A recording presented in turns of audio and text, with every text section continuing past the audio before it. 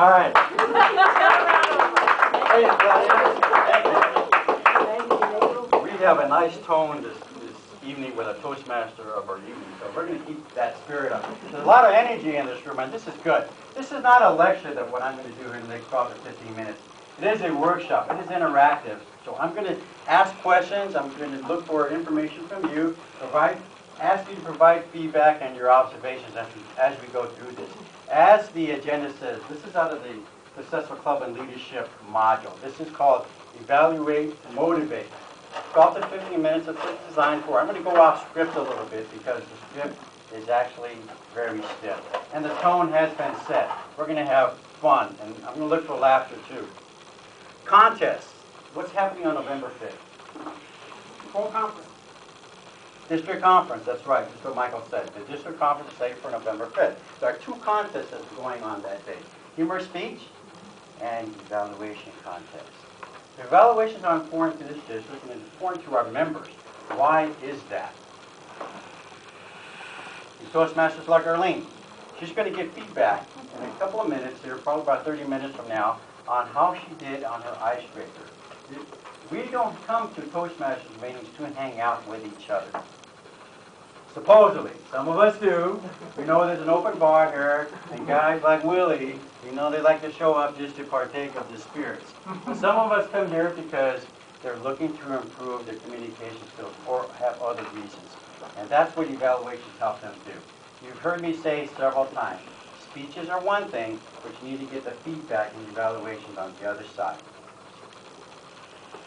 What I'm going to cover in the next about 15 minutes, and I've been a Toastmaster for 15-something years, sometimes I have to keep asking myself, how long have you been a Toastmaster? And I stop. 12, 13, 14, no, it's like 15 years. Based on that, I have an opportunity to observe some very good Toastmasters that get very effective evaluations. And some of them are in this room tonight. So we all learn from each other. When I started Toastmasters back in Virginia, Northern Virginia, I could not attend my own meetings. Because I moved and I was in sales, I was always on the road. In fact, I could not get back to the Marine Corps Base Quantico and attend my own meetings. So what I had to do was visit clubs. Visit other clubs around the Washington, D.C., Northern Virginia area. And by doing that, I started to see a lot of Toastmasters that gave very effective evaluations. So that's how we learn. We learn from each other. Some of the things that I'm going to cover today are the benefits of evaluation, the different approaches that we have, and 5 general guidelines or rules for providing effective evaluations. Which are the benefits? 2 people get benefits when there's an evaluation. The speaker, one. And how does the speaker get a benefit? You get feedback. Give feedback immediately. One of our selling points with Toastmasters is this is not a class. You're not going to have to wait until the end of the semester to get your grade. And you're not paying over $1,200 like you would for Dale Carnegie to get feedback. And so this is very effective. Like I said earlier, Arlene, before she leaves tonight, she's going to have an evaluation, and she'll know how she did. And based on what I saw, it was pretty good. Okay, and positive and supportive. So she gets immediate feedback within the hour from the time she did her evaluation. Also, some of us have significant amount of experience, and we can provide that effective evaluation. So the speaker gets a benefit. Who else gets a benefit? Audience. Yeah, the rest of the audience. Because we're going to learn from who's doing the evaluation for Lincoln. Yeah, me. You, okay, Willie. Whatever Willie says tonight, it's going to help us as we're watching Willie.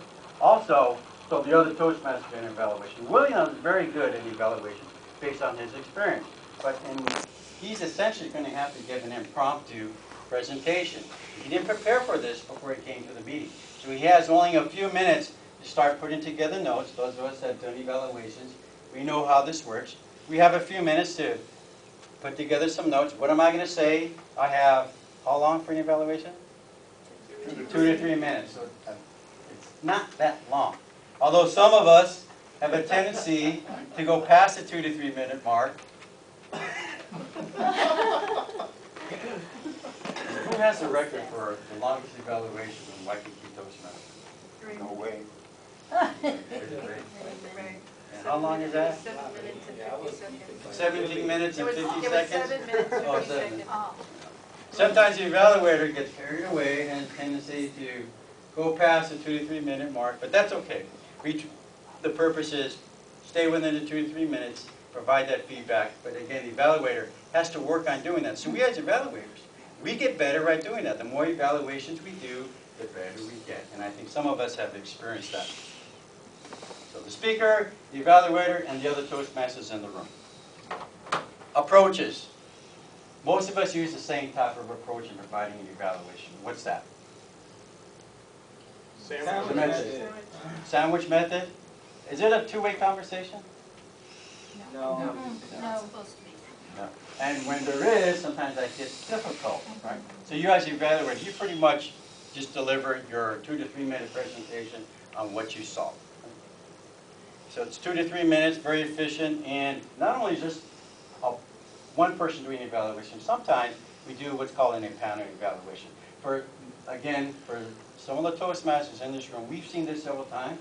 For some of the newer Toastmasters, they haven't seen that yet. And you may see that in your club or in other clubs that you visit, where there's 2 or 3 members that have been selected to provide a panel evaluation. That's for things like modules or some other special presentation that was given.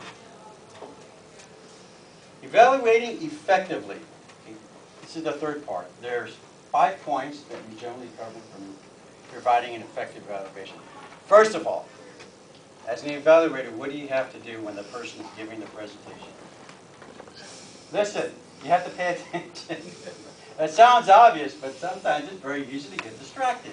How many times have you sat there, you know you're the evaluator, and you're listening to the speech, and it's very interesting, you're engrossed, and then you realize, holy smokes, I'm supposed to be taking notes, or I'm supposed to be providing that evaluation. Has that happened to anybody? Okay, it's happened to me. Okay, see a couple of hands go up. Okay, point number 1. Remember to pay attention to the presentation. Just try not to get distracted. Listen to what the speaker, and everybody has their own method of taking notes. Okay, and I'm going to ask some of the Toastmasters in the room, when they're taking notes, what is your method on helping to prepare your evaluation? I'm going to start with our club president, Ray. Oh, jeez, that's deep. I review the evaluation criteria, and I listen, and I try to evaluate based on the evaluation criteria, and that was the manual.